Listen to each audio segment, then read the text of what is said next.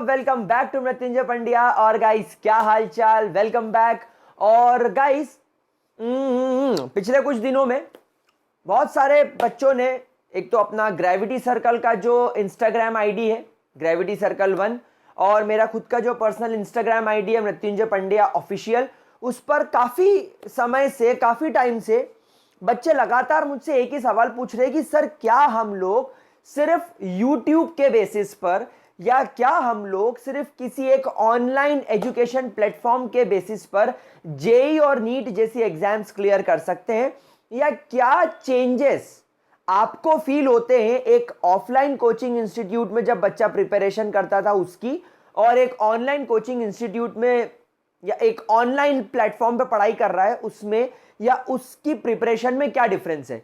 तो यार गाइस देखो, एक बात समझो, यहां पर डिफरेंस एज सच कुछ नहीं है। देखो YouTube पर जैसे मैं पढ़ाता हूं या किसी ऑनलाइन प्लेटफॉर्म पे कोई लोग पढ़ा रहे हैं, तो कहीं ना कहीं ऑफलाइन से ही ये लोग आए हैं, तो पढ़ाने में इनफैक्ट इंप्रूवमेंट आया है, क्योंकि अब ये हो गया है कि आप लोगों को, टीचर्स को दुनिया देख रही है। पहले एक ऑफलाइन इंस्टीट्यूट में एक क्लासरूम के अंदर टीचर कैसे पढ़ा रहा था हमें नहीं पता था। सिर्फ उनकी क्लास में 100-150 बच्चे बैठते थे और दिन भर में वो 3 या 4 क्लास लेते थे। तो उस समय उनके पढ़ाने में और आज के पढ़ाने में चेंजेस आ गया है। इनफैक्ट हर टीचर को यहाँ पर इम्प्रूव करने की ज़रूरत है, क्योंकि अब उन्हें दुनिया देख रही है। तो आप टीचर के पढ़ाने के एस्पेक्ट से तो फ्री हो जाओ कि वो बंदा 100% आपको पूरी पावर से पढ़ाएगा, पूरी ताकत से पढ़ाएगा। दूसरा प्लस पॉइंट मुझे ये लग रहा है कि जो ऑफलाइन इंस्टीट्यूट था वहां पर आपके पास में, जैसे फॉर एग्जांपल केमिस्ट्री के लिए आपको एक टीचर असाइन कर दिया। अब वो पर्सन फिजिकल तो अच्छी पढ़ा रहा है लेकिन इनऑर्गेनिक में थोड़ा सा अच्छा नहीं है, वो इनऑर्गेनिक नहीं पढ़ा पा रहा, वो ऑर्गेनिक उतनी अच्छी नहीं पढ़ा पा रहा, लेकिन आपको साल भर उससे पढ़ना है। लेकिन ऑनलाइन में अब आपके पास में क्या हो गया है, आपके पास में एक चॉइस आ गई है कि फिजिकल इससे पढ़ लेते हैं, या केमिस्ट्री ये पूरी अच्छी पढ़ा रहा है तो इससे पढ़ लेते हैं, फिजिक्स का एक पार्ट इससे पढ़ लेते हैं, केमिस्ट्री का एक पार्ट इससे पढ़ लेते हैं। हमारे पास बहुत सारे टीचर है, आपकी पर्सनैलिटी के हिसाब से, आपके पढ़ने के तरीके के हिसाब से आपको जो टीचर सूट हो रहा है वो आप यहां पर ऑनलाइन प्लेटफॉर्म पे चूज कर सकते हो। लेकिन उसके बावजूद जो जेई और नीट एक कोचिंग इंस्टीट्यूट जाने वाला बच्चा जिस तरीके से या जिस इजीनेस के साथ क्लियर कर जाता था, वो यहां पर थोड़ा सा ऑनलाइन में मुझे गड़बड़ दिखता है। तो वो गड़बड़ कहां होने वाली है, वो क्या प्लेटफॉर्म के एंड पर होने वाली है? नहीं। देखो ऑनलाइन प्लेटफॉर्म यूट्यूब, यहां पर क्या होगा, सबसे बड़ी प्रॉब्लम यह है कि यहां पर कोई भी आ सकता है। यहां पर जिसका मन करता है वो आकर चैनल बना लेता है और वो आकर पढ़ाने लग जाता है। अब होता क्या है, आप एज ए स्टूडेंट आपको लग रहा है कि यार ये पर्सन अच्छा पढ़ा रहा है और मुझे इसकी बात समझ में आ रही है, लेकिन यहां पर क्या गारंटी है कि वो पर्सन उतना पढ़ा रहा है जितना एग्जाम में आना चाहिए, या वो जो पर्सन पढ़ा रहा है वो तो अपना काम करके निकल जाएगा, लेकिन आपके एंड पर क्या आपको उसकी सारी बातें सही सही समझ में आ रही है? तो कहीं ना कहीं यहां पर एक गड़बड़ है।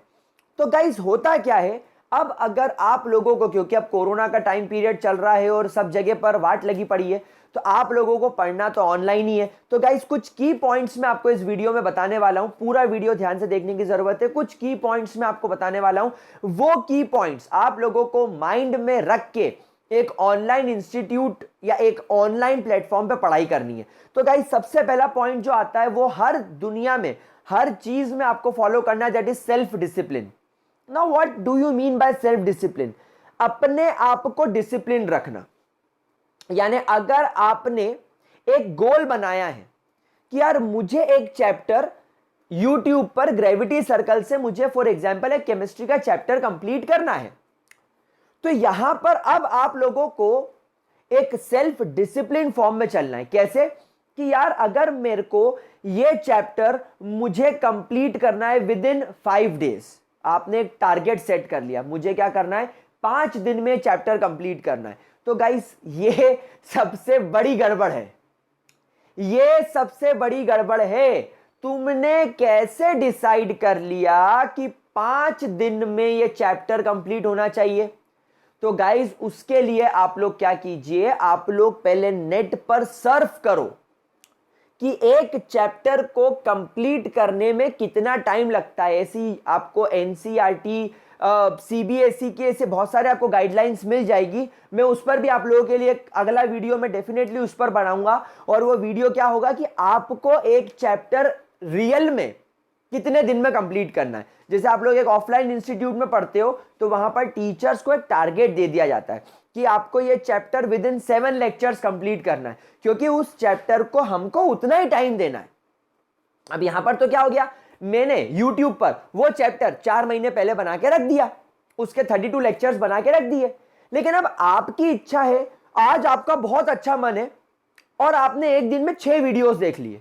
अब अगले दिन जब आप बोलोगे ना यार मैंने तो 6 वीडियोस देख लिए, आज नहीं पढ़ते कल पढ़ेंगे, फिर अगले दिन सोचोगे एक लेक्चर 2 लेक्चर देख लेता हूं, 6 तो पहले देख रखे हैं आज पढ़ लेता हूं, 8 लेक्चर हो जाएंगे, एवरेज 3 दिन के 3 लेक्चर तो फिर भी बहुत होते हैं।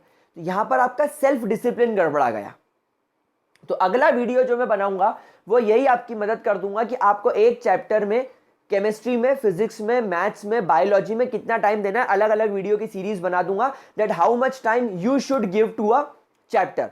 तो आपको पहले सेल्फ डिसिप्लिन रखते हुए आपको क्या करना है, आपको जो मैं टास्क देने वाला हूं, आपको जो मैं टाइम पीरियड देने वाला हूं, उस टाइम पीरियड में आपको वो कंप्लीट करना है, मतलब करना है। तो यहां पर एक बात हो गई कि यार अगर मैं 2 सितंबर से पढ़ना स्टार्ट करूंगा तो 2 सितंबर से मुझे केमिस्ट्री का, 2 सितंबर से मुझे फिजिक्स का, 2 सितंबर से मुझे मैथ्स का या बायोलॉजी का चैप्टर पढ़ना स्टार्ट करना। नाउ फर्स्ट चैप्टर को कंप्लीट करने में लग रहे हैं 5 दिन, तो 2 से 5 यानी 7 सितंबर के दिन वो चैप्टर कंप्लीट होना चाहिए। तो आपको एक गाइडेंस मिल गया, आपको एक ट्रैक मिल गया कि मुझे इस ट्रैक पर चलना है, मुझे 5 दिन के समय में ये चैप्टर कंप्लीट करना है। तो अब आप क्या करोगे, अब आपको अपने अंदर डिसिप्लिन मेंटेन करना है।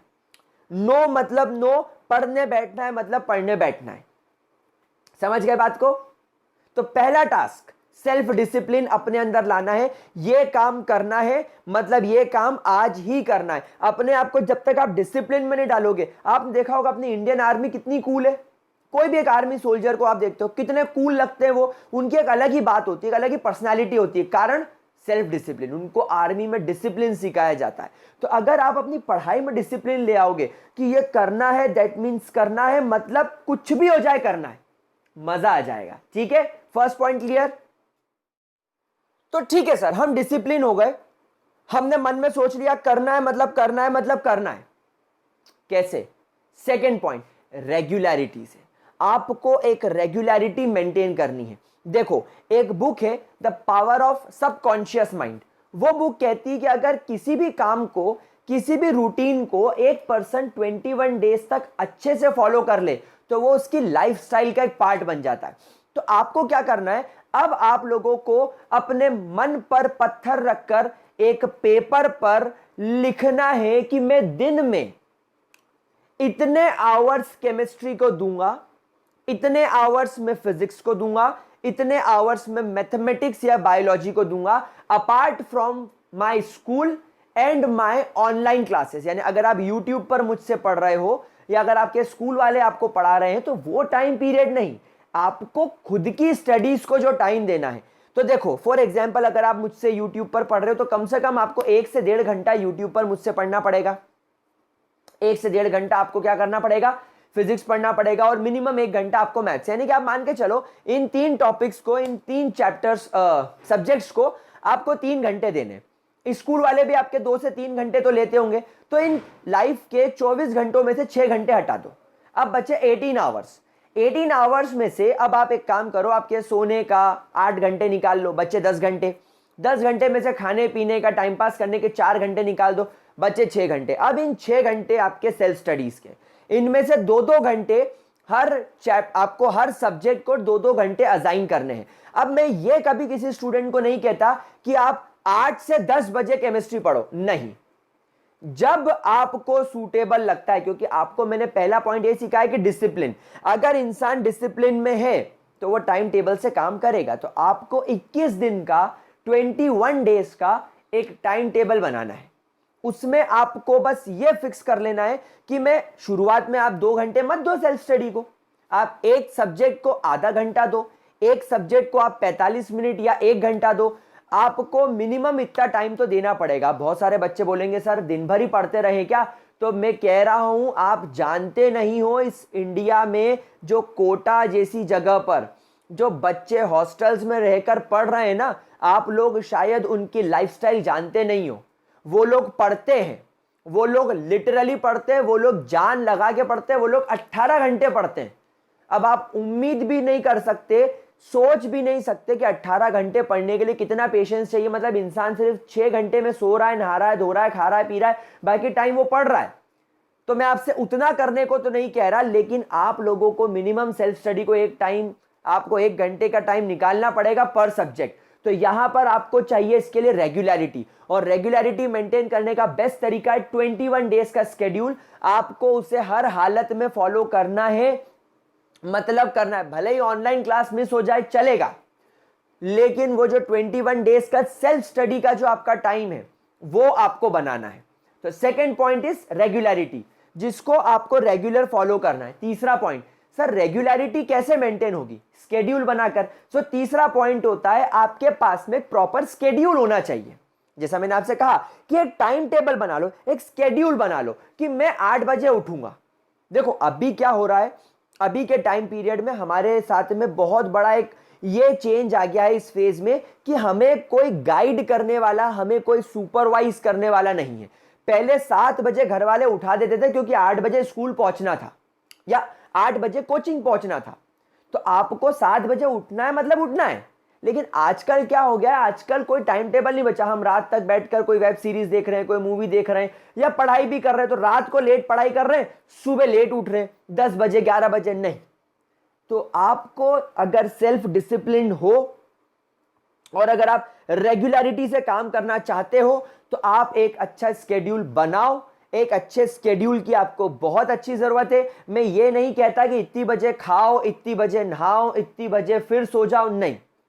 अपने हिसाब से देखो कि क्या मैं 7 बजे उठ जाऊं, तो क्या मैं 7 बजे उठने के बाद अपनी ऑनलाइन क्लासेस अटेंड करने के बाद क्या मैं इवनिंग में या रात में 1-1 घंटे का टाइम निकाल के सेल्फ स्टडी कर पा रहा हूं? हाँ, तो आप अपने अकॉर्डिंग एक स्केड्यूल बनाओ। आपसे ज्यादा अच्छा खुद को कोई नहीं जानता होगा, मैं आपको नहीं जानता, मैं खुद को जानता हूं, तो मैं खुद के लिए स्केड्यूल बना सकता हूं, मैं आपके लिए नहीं बना सकता, लेकिन मैं आपको एक रफ आइडिया जरूर दे पाऊंगा। तो एक वीडियो में उस पर भी डेफिनेटली शूट करूंगा कि एक प्रॉपर स्केड्यूल, एक टॉपर का या एक जो ऐसी एग्जाम्स क्लियर करता है उनका एक अच्छा स्केड्यूल किसको बोलते हैं, उसके बारे में जरूर बात करेंगे। लेकिन अभी आप लोगों को एक स्केड्यूल बनाना है। स्केड्यूल में आपको क्या क्या इंक्लूड करना है कि रात में इतनी बजे मुझे सोना है मतलब सोना है, इतनी बजे सुबह उठना है मतलब उठना है। उसके बाद मैं इतने आवर्स में नहाना वगैरह अपने सारे काम निपटा लूंगा। उसके बाद मैं कुछ टाइम अपने एक्सरसाइज वगैरह को या थोड़ा सा वॉक वगैरह को दूंगा, थोड़ा सा फिजिकल एक्टिविटी करूंगा, क्योंकि अभी इस टाइम पीरियड में फिजिकल एक्टिविटी जीरो हो गई है। हमारी हेल्थ पर बहुत खराब असर पड़ रहा है। दिन भर हम लोग एक अजीब से खराब से बॉडी पॉस्चर में दिन भर क्लासेस या यूट्यूब पर पढ़ते रहते हैं, तो हमारा बॉडी पॉस्चर भी कुछ भी उटपटांग सा हो गया। तो हमें खुद के लिए कुछ टाइम निकालना पड़ेगा। तो इतने टाइम में एक्सरसाइज को दूंगा, देन इतने से इतने मेरी लाइव क्लास स्कूल की रहेगी, इतने से इतने बजे सर का लेक्चर है, इतने से इतनी बजे सर हमारे यूट्यूब पर मृत्युंजय सर लाइव आएंगे, तो वो टाइम पीरियड अलग निकाल लो। उसके बाद बचे हुए टाइम टेबल में उसके बाद जो बचा हुआ आपके पास में जो टाइम है उसमें एक प्रॉपर स्केड्यूल बनाओ और उस स्केड्यूल को दीवार पर लगा लो। 21 डेज का स्केड्यूल आपको बनाना है। ठीक है सर, हम डिसिप्लिन भी हो गए, हम रेगुलरिटी से काम करने के लिए खुद को हमने डिटरमाइन भी कर लिया, और रेगुलरिटी को मेंटेन करने के लिए हमने एक स्केड्यूल बना लिया जो हमारी आंखों के सामने रोज रहेगा, जिसे देखकर हमें फील आता रहेगा कि इस स्केड्यूल को मुझे रेगुलरली फॉलो करना है। और रेगुलरिटी के लिए डिसिप्लिन, एक डिटर्मिनेशन जरूरी है। ये 3 चीजें मैं बैठा लूंगा दिमाग में। लेकिन क्या सर इससे जेई क्लियर हो जाएगी? नहीं। अब जेई क्लियर करने की तरफ चलते हैं। आपके पास में होने चाहिए प्रॉपर नोट्स। ऑफलाइन इंस्टीट्यूट्स आप लोगों को एक अच्छा, एक बेहतरीन बना हुआ स्टडी मटेरियल प्रोवाइड करते थे, लेकिन यहां पर ऑनलाइन के अंदर शायद वो स्टडी मटेरियल आप तक नहीं पहुंच पा रहा है।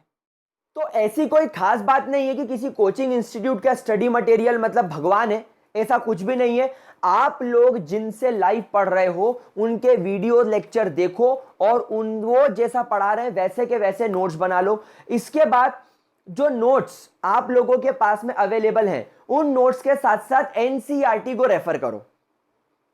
एनसीईआरटी एक ऐसी किताब है जिसमें जेई और नीट लेवल का आपको 75% तक बहुत अच्छा डेटा मिल जाएगा, बहुत अच्छी चीज आपको मिल जाएगी। क्या ये बात समझ में आ रही है? नाउ नोट्स आपने किसी भी टीचर को देखकर बना लिए, तो गाइज नोट्स बिल्कुल वैसे बनाओ जैसे आप कोचिंग इंस्टीट्यूट में बैठकर बनाते थे। बहुत अच्छे आपके पास में पेन्स होने चाहिए, आपके पास में बड़ा सुंदर सा एक अच्छा सा रजिस्टर होना चाहिए, और आपके पास में हर चीज एक प्रॉपर फॉर्मेट में और प्रॉपर अच्छे तरीके से लिखी होनी चाहिए। मैंने कुछ दिन पहले एक वीडियो बनाया था दैट टॉपर्स किस तरीके से नोट्स बनाते हैं या किस तरीके से नोट्स बनाना चाहिए, उसका लिंक मैं नीचे डिस्क्रिप्शन बॉक्स में दे दूंगा। आपको वहां से एक एडवांटेज जरूर मिलेगा, आपको समझ में आएगा कि नोट्स किस हिसाब से बनने चाहिए। अगर आपके पास में नोट्स हैं तो नोट्स आपकी क्या मदद करेंगे? अभी तो जब आप लाइव देख रहे हो तो आपको सब समझ में आएगा। मुझे नहीं लगता या कि किसी स्टूडेंट को पढ़ते वक्त समझने में दिक्कत होती होगी, क्योंकि अब ऑनलाइन में क्या हो गया कि अगर कोई टीचर अच्छा डिलीवर कर रहा है, अच्छा पढ़ा रहा है, तो मुझे समझ में आ रहा है, मतलब मुझे समझ में आएगा। जो खराब पढ़ा रहा है मैं उसको देखूंगा भी नहीं, लेकिन क्या उसका पढ़ाया हुआ मुझे आज से 6 महीने बाद याद रहेगा? मैं 6 महीने बाद उसका वीडियो जब वापस देखूंगा ना, तो मैं वैसे नहीं देख पाऊंगा जैसे मैं आज देख रहा हूं। फॉर एग्जाम्पल, अगर आप एक मूवी देख रहे हो जिसके लास्ट में बहुत खतरनाक सा ट्विस्ट है, तो जब आप मूवी फर्स्ट टाइम देखोगे तो आप सोचोगे क्या होगा क्या होगा क्या होगा, अच्छा ये हुआ, मिर्जापुर देखा देखा देखा, आखिरी में ऐसी जगह पे खत्म करा कि आपको एक इंटरेस्ट बना रहा कि मिर्जापुर 2 देखना है।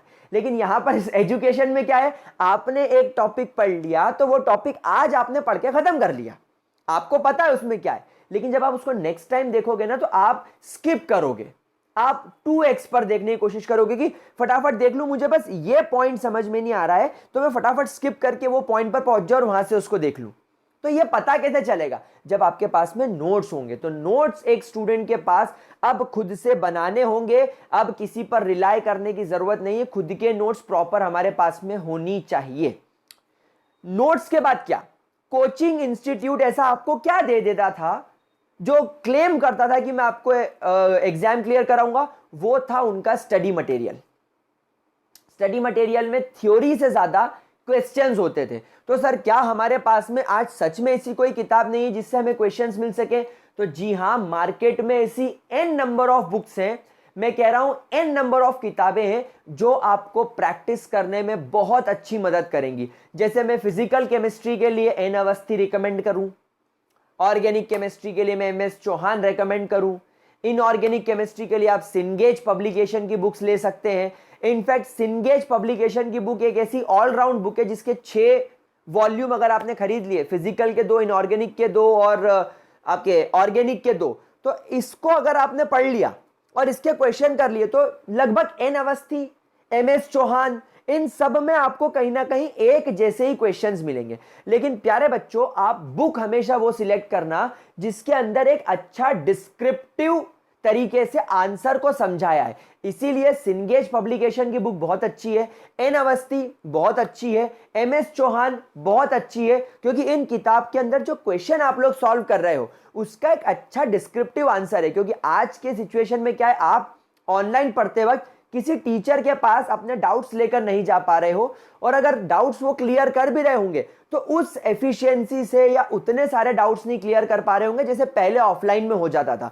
तो यहां पर आप लोगों को क्या करना है, ऐसी बुक खरीदनी है जिसमें बहुत अच्छे सॉल्यूशंस दे रखे हो। मैं ऑलरेडी जेई स्टूडेंट्स के लिए और नीट स्टूडेंट्स के लिए एक बुक के ऊपर वीडियो बना चुका हूं, उसकी लिंक भी मैं डिस्क्रिप्शन बॉक्स में दे दूंगा। उन वीडियोस पर क्लिक करो और देखो कि कौन कौन सी बुक्स आपके पास, आपके पैकेज में, आपके कलेक्शन में होनी चाहिए। तो गाइज, आप लोगों को जो सेल्फ स्टडी को, जो मैंने थोड़ी देर पहले कहा कि आपको टाइम निकालना है, वो क्या निकालना है?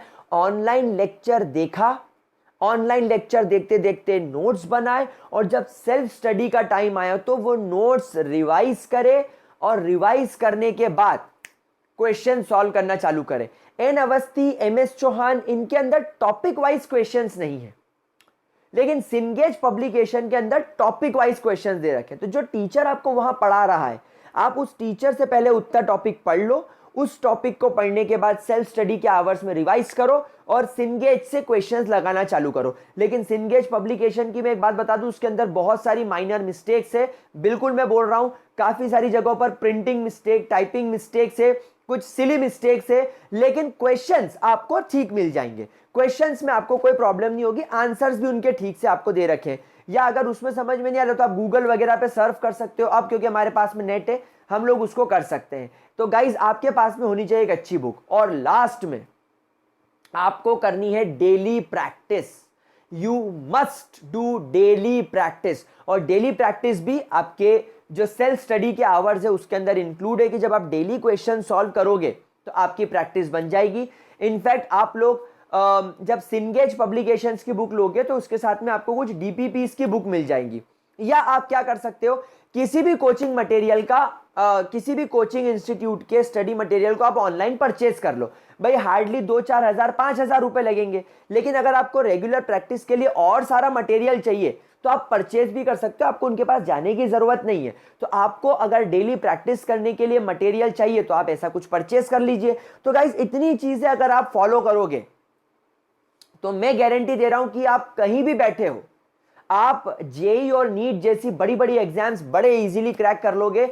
लेकिन ये जो पॉइंट्स मैंने आपके साथ में डिस्कस करे हैं, इन पॉइंट्स को आप लोगों को बहुत अच्छे तरीके से याद रखना है। आप जब तक डिसिप्लिन नहीं होगे आप रेगुलरिटी के बारे में नहीं सोचोगे। अगर आपको रेगुलरिटी के बारे में सोचना है तो आप रेगुलर कब हो पाओगे, जब आपके पास में अच्छा स्केड्यूल होगा। जब अच्छा स्केड्यूल मिल गया है तो सबसे पहली चीज आपके पास में होनी चाहिए प्रॉपर नोट्स। प्रॉपर नोट्स के साथ आपको असिस्ट करेंगे प्रॉपर बुक्स, और प्रॉपर बुक्स के साथ आपको लगानी है डेली प्रैक्टिस। ये पॉइंट्स अगर आपने फॉलो कर लिए तो डेफिनेटली आप किसी भी एग्जाम्स को क्लियर कर सकते हो।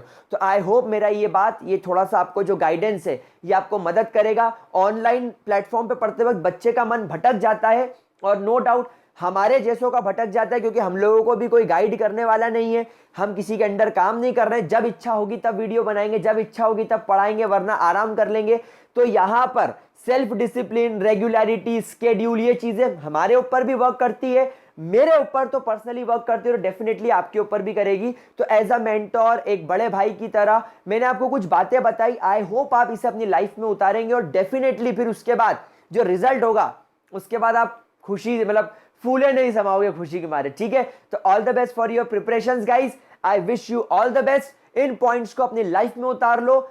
एग्जाम्स के अलावा भी हर चीज में आपको बहुत मदद करेंगे। ठीक है, तो that's all for this video.